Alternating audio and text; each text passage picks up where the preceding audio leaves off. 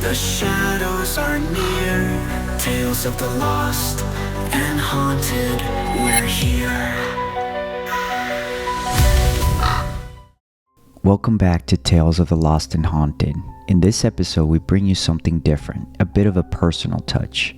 3 stories that left us with nothing but questions and a thirst for exploration of the unknown. Movies, myths, and legends. Some of the strangest stories ever told are wrapped in folklore, fiction, or some ancient superstition, but that doesn't stop millions from being captivated by them every single day. For us, the question isn't just why these tales are so compelling, but rather, what compelled us to start exploring some of North Carolina's most haunted places and forgotten lore?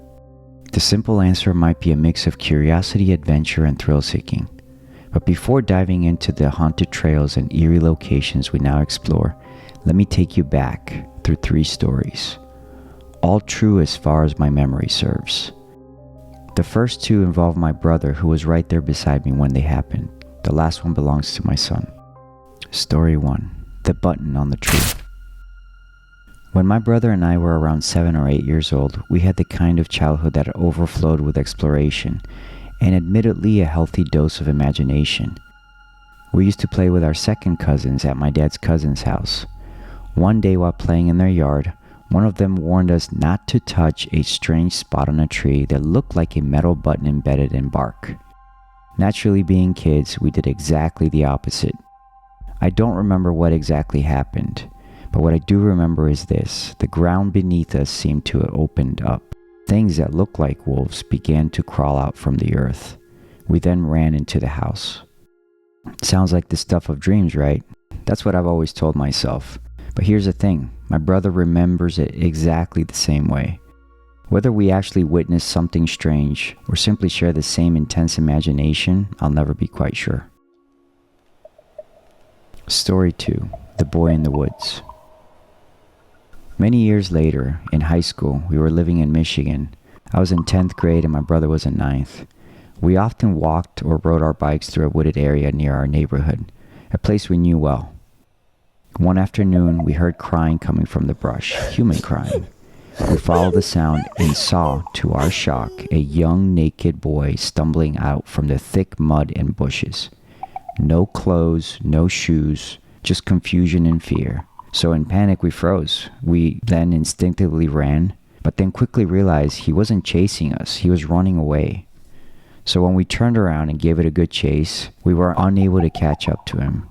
Despite being younger and smaller, as he seemed, he moved impossibly fast. He crested up a hill that opened up into a wide, empty field. No trees, no houses, just grass.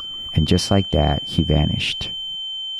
We went back and searched for footprints in the mud that we ran through and that he ran through, but only found our own.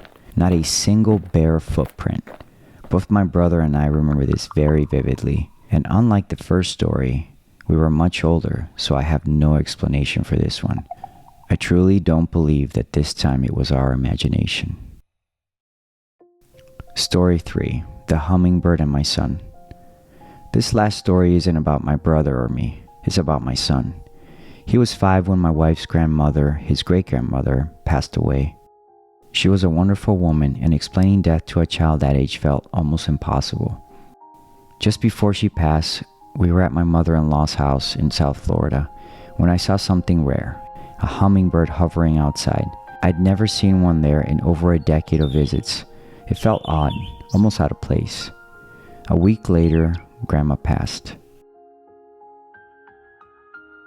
We hadn't told anybody about the hummingbird, but one of my cousins from Ecuador sent us a message with a nice traditional belief that hummingbirds sometimes visit the living to let them know that a loved one has found peace.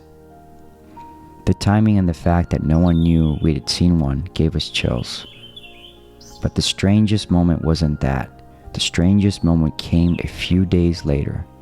My son was washing his hands on a step stool in the kitchen of my mother-in-law's home when suddenly he looked up and said something but mentioned Bubby. This was his name for Grandma.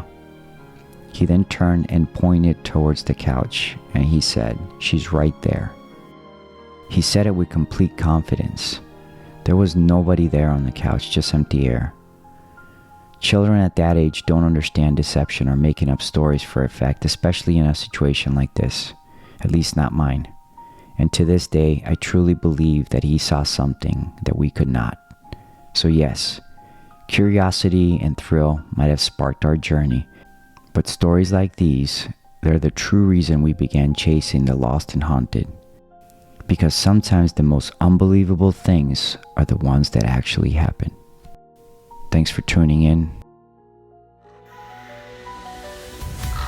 This is Tales of the Lost and Haunted.